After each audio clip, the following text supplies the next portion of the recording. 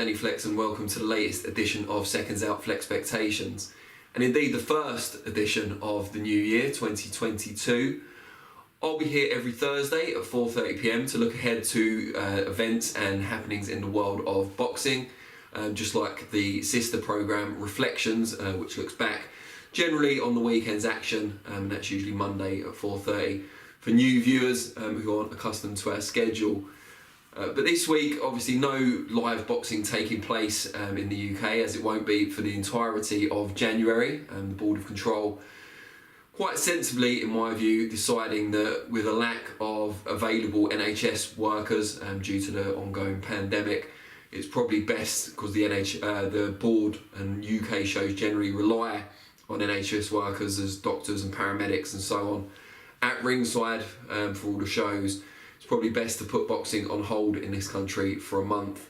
I'm instead going to be looking at wider events, looking into the new year. I'm going to start, at least this week, with the heavyweight division. And Anthony Joshua has, of course, got his big rematch coming up with OLEKSANDR USYK. That seems to still be plan A, if you like, for him. I know there's been all sorts of speculation regarding Tyson Fury's next move, and we'll talk about that a little bit in a minute. But it does seem like Joshua, once he's happy with his training team, will be right in camp going for USYK, which is looking likely to be in April in the UK. Hopefully fans back in attendance by then in normal numbers, and they could be looking at putting that maybe outdoors in April. Although Frank Warren, talking about Tyson Fury's next fight, scoffed at my question recently about putting an outdoor show in March. But we have seen outdoor shows in April in the past. And AJ can obviously fill stadiums, we know that.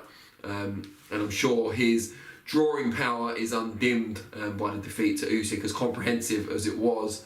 And I think a lot of people will see, especially if AJ does rebuild his backroom team, comes with a new attitude, people will be keen to see if he can even the score against the Ukrainian master, who is unbeaten, of course, former undisputed cruiserweight champion and now unified world heavyweight champion. For me, I think a lot of people have compared this to Joshua coming back from his shock defeat to Andy Ruiz Jr.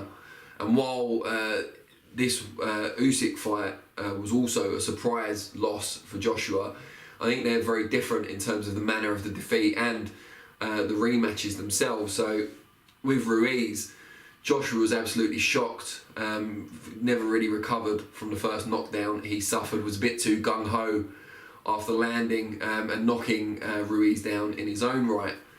I was against Joshua taking an immediate rematch that time around, but a combination of Ruiz's lack of discipline once he'd reached the mountaintop, and maybe that should have been more predictable, and Joshua's change in style for the rematch, deciding to box on the back foot, a lot more circumspect, combined to make it a relatively easy night at the office for Joshua to regain those titles. I think this time around it's very different. Joshua wasn't, in control of the fight, then got nailed and never fully recovered against USYK. He was never in control at all. USYK dictated the pace and the manner of the contest pretty much from the opening bell and never let Joshua back into the fight. And he did try a few different things in the fight. I know a lot of people are saying, get into USYK, use your size, impose yourself. But it's very difficult to do that against the tricky southpaw who keeps moving, has got an excellent ring IQ, and is better than Joshua in certain ways, footwork, hand speed. A lot of that makes it very difficult. And USYK also proved in the first fight that despite being significantly lighter than Joshua and having come up from cruiserweight, he can hurt the Watford man. And getting into range and being able to unload or be explosive against USYK, as a lot of people are suggesting, will be quite difficult for Joshua without getting hurt himself. He made that mistake, of course, against Ruiz in their first fight. And unlike the American, USYK isn't going to let this fame go to his head. He's been winning titles, amateur and pro, for many, many years. And while he's more in the spotlight than he's ever been before, perhaps, he just doesn't seem like the sort of character, entertaining as he is, to be affected negatively by it. He's an excellent fighter, but also a very level-headed person. He'll be training diligently for the rematch. If anything, I think we'll see an improved USYK, now more accustomed to heavyweight, of course, in the return. I think Joshua, regardless of who he employs to add to his training team or to change it completely, depending on what he decides to do. It's a really difficult task for him to, change what happened. The vast majority of rematches reaffirm what we saw in the first fights. Now, that's not always the case. Ruiz is an example, but that was easier to put right what went wrong, and Ruiz gave Joshua a helping hand by completely falling off in the meantime. Usyk won't do that. If anything, he'll be even better the second time around. And one thing we've seen from Usyk, and we haven't seen this from Joshua, is an ability to adapt mid-fight. We've seen Joshua change his style from fight to fight, but actually within the same bout, changing his tactics significantly. I can't remember seeing that from Joshua. Usyk is able to do that. He can box on the front foot, the back foot. He can even switch stances when necessary, although mostly stays southpaw from where he's most effective. It's just, he seems to be better than Joshua in most departments, apart from probably one-shot power, physical strength. But he is the better technical boxer. He is faster on his feet and with his hands.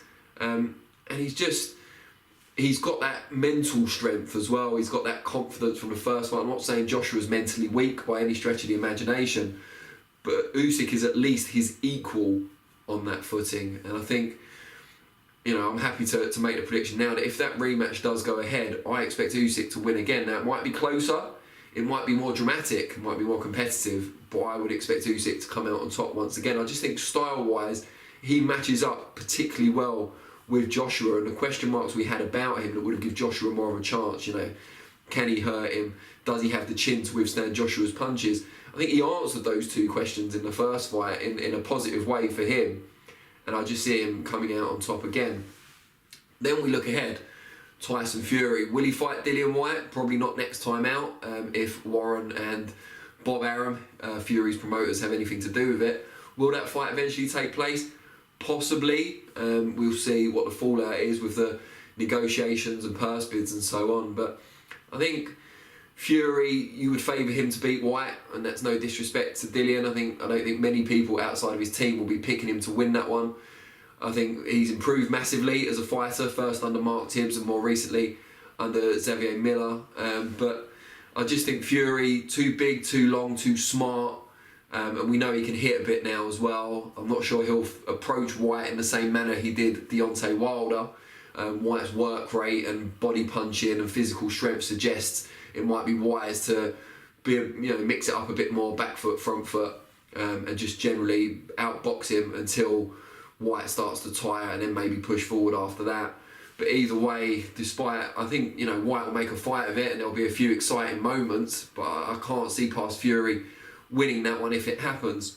And then obviously we look to, hopefully this year, although all these are hopefullys, which is a worry in itself, Usyk against Fury for the undisputed World Heavyweight Championship. And really, really tough one to call, actually. I think Fury is obviously the bigger, rangier, heavier, much heavier man, and I think he knows how to use those advantages a lot more than Joshua was able to in the first Usyk fight, particularly his weight advantage. I think he knows how to get inside and lean on and grab and pull and wrestle. We've seen him do that. It's not always the most attractive spectacle, but I think it does help when he's fighting these nippy, faster, slicker operators. Now, don't get me wrong, I think Usyk is a better technical boxer than Tyson Fury. I think we kind of overrate Fury's technical skills a little. He's a very good boxer, but I think we overrate him just because we're so unused to seeing or unaccustomed to seeing some of the things he does, some of his footwork, switching stances, some of the slickness from him in the heavyweight division. I think, and particularly from someone as tall and long as he is.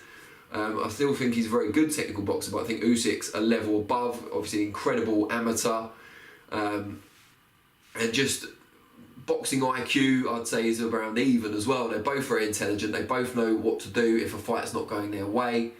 Neither of them have ever been beaten, of course, as pros. So very confident, self-assured characters as well. Fury, after getting up from those 2 knockdowns in the first fight with Wilder, really has justification for feeling he can't be beat no matter what. The real kind of cliche, you have to nail him to the floor to beat him.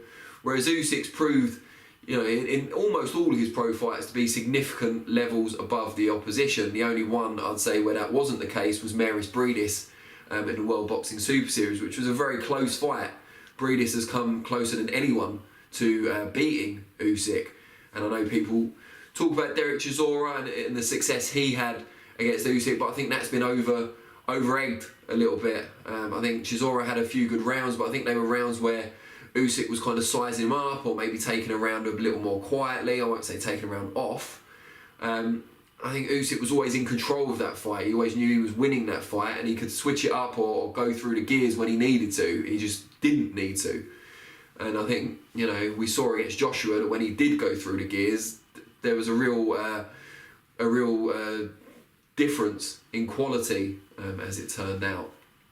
And I think against Fury, he can really give him trouble. We haven't really seen much of Fury against smaller, faster men who can get inside, land combinations and get back out again.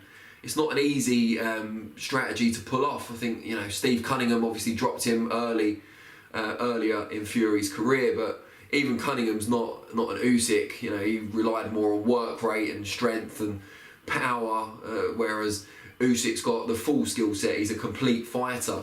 And I think he can give Fury a lot of problems. But I just think over a 12-round fight, Fury can warm his way into it, jab, move, and then exchange when necessary. And he might not have faster hands than Usyk, but he can land from further away. He has got that reach advantage. And I think he can use his movement, his punch variety to stop Usyk getting inside more often than not. He can stop him getting set and getting into a rhythm. And rhythm's incredibly important for the Ukrainian. I think it'd be a chess match type of fight. I'm not sure how entertaining it would be, but I would back Fury. I think he would get the job done, probably on points, rather than taking Usyk out. Although if Usyk's really forced to extend himself and, you know, exhaust himself going for success in that fight, getting inside where he can do the most damage, then he could tire late on and be taken out. But I think it's an incredibly intriguing fight, and I think we all want to see an undisputed world heavyweight champion. We're seeing moves towards creating more undisputed champions, particularly in the female side of the sport. But heavyweight boxing often dictates the way the rest of the sport goes, and while they might not stay undisputed for long, crowning a complete champion, an overriding champion in the marquee division can only be a good thing for the sport. And if it means we get to see fights like you know, Tyson Fury against OLEKSANDR USYK, and maybe, you know, later for contention between, say, Joshua and Wilder, or, you know, White and Wilder, or White Joshua rematch, or White Fury if it happens, that's a good thing, you know. And I don't think there's a lot of heavyweights waiting for their shots at the moment. Joe Joyce is WBO #1, of course. Daniel Dubois, WBA. Dillian White, probably WBC mandatory, is already #1. And the IBF, will anyone fight Filip Hrgovic for that #1 spot? We wait to see. But these are guys that will get their chances. If we have an undisputed champion, you know, the mandatories would have to be on rotation if the winning fighter doesn't give up the belt straight away, or some of the belt straight away. But overall, I think it's a positive step for boxing, especially in terms of its popularity among the casual fan base. But yeah, I've talked for long enough, considering there's no boxing of note taking place this weekend, certainly none in the UK. But let me know what you think about everything I've talked about. How do you see Joshua Usyk rematch going? Do you see it eventually panning out that Fury will take on the winner of that rematch this year? And if it does happen, who do you back to win? Who do you think will win out of Joshua and Usyk? And then the winner of that against Fury, tell us how that one goes down as well. Let me know and I'll respond to some of the comments. I'll be back on Monday for Reflections, 4:30 PM, and next week Thursday for the next Flexpectations at the same time. Thanks very much for watching, and yeah, let's have a good year for boxing in 2022. Thank you.